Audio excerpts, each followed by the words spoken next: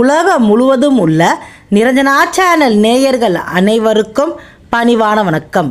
இப்போது நாம் தீராத வியாதியை நீக்கும் மாவூற்று வேலப்பரை பற்றி அறிய இருக்கின்றோம். ஆண்டிப்பட்டி மாவூற்று வேலப்பர் திருக்கோவில் தெப்பம்பட்டியில் இருக்கின்றது. உலகத்தை உருவாக்கிய இறைவன் தான் படைத்த இந்த பூமியில் தோன்ற விரும்பினார். அதன் காரணமாக நம் நலனுக்காகவே நாம் அனைவரும் தெய்வத்தின் குழந்தைகள்.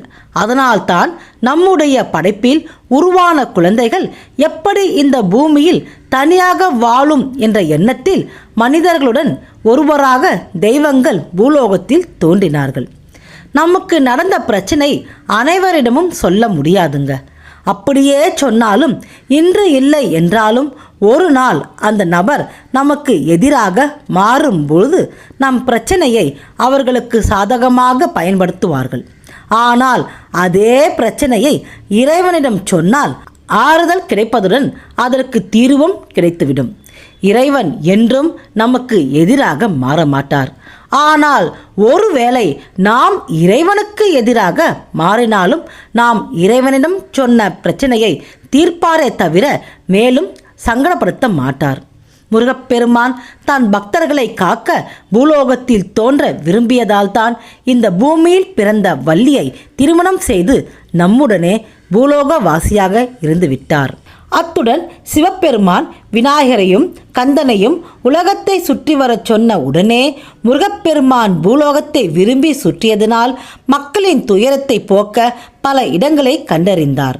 முருகப்பெருமான் இருக்கின்ற இடங்கள் குன்றாக இருந்தாலும் மக்களின் ஆரோக்கியத்திற்காக ஒரு உடற்பயிற்சியாகவும் இருக்கும் என்ற காரணத்தினால்தான் குன்று இருக்கும் இடமெல்லாம் முருகன் குடியிருக்கின்றான்.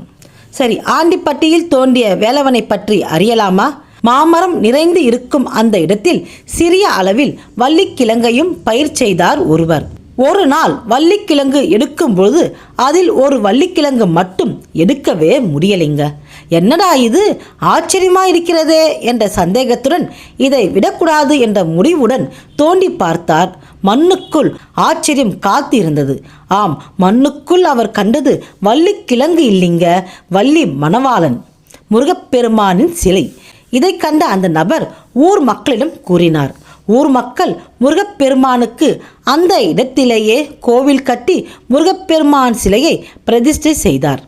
பொதுவாக இறைவனை வர்ணித்து பாடி அழைப்பார்கள். ஆனால் சில வகுப்பினர் இறைவனின் பெயரை உச்சரித்தாலே இறைவன் மகிழ்ந்து அவர்களுக்கு காட்சி தருவார். அப்படி முருகப்பெருமானின் நாமத்தை உச்சரித்து வந்த ஆதிவாசி கூட்டத்தில் இருந்த சிலர் அந்த முருகப்பெருமானின் சக்தியை உணர்ந்தார்கள். அதனால் அவர்களும் தங்கள் சக்திக்கு ஏற்ப வேலவனின் கோவில் சிறப்பாக பூஜை செய்து நற்பணிகள் செய்தும் வந்தார்கள்.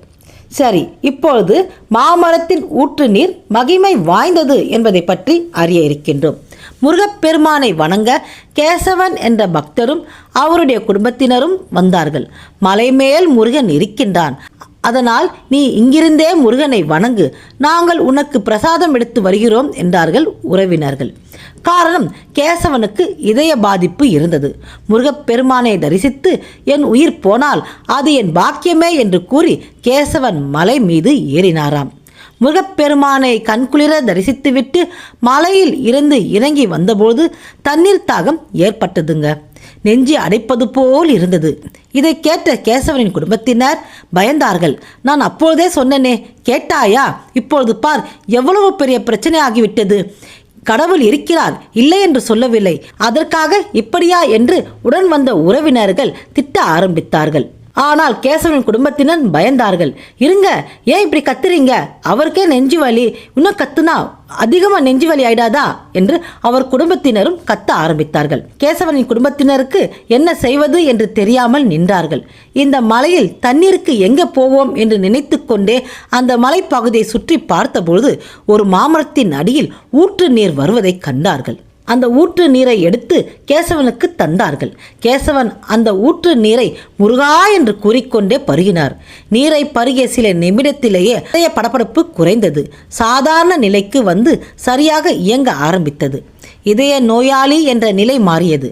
இந்த மாமரத்தின் ஊற்று நீருக்கு சக்தி இருக்கிறது என்பதை பக்தர்கள் உணர்ந்தார்கள்.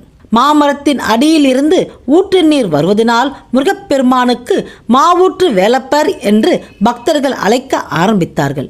காமாட்சி அம்மன் காஞ்சி தலத்தில் மாமரத்தின் அடியில் தவம் செய்து சிவபெருமானின் அருளை பெற்றாரே, அதேபோல் இந்த மாவூற்று வேலப்பரை வணங்கினால் குரு பிராப்தம் கிடைக்கும். பல வருடங்களால் வியாதியால் அவதிப்பட்டவர் மாவூற்று வேலப்பரை வணங்கி இந்த மாமரத்தின் ஊற்று நீரை தலையில் தெளித்து கொண்டாலே தீராத வியாதிகள் நீங்கும் என்கின்றார்கள் நம்பிக்கையுடன் அங்கிருக்கும் பக்தர்கள்.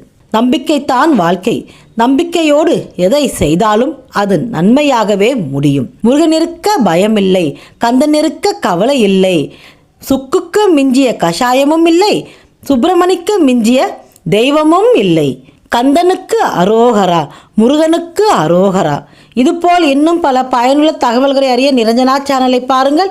என்றும் நிரஞ்சனா சேனலோடு இணைந்திருங்கள். நன்றி, வணக்கம்.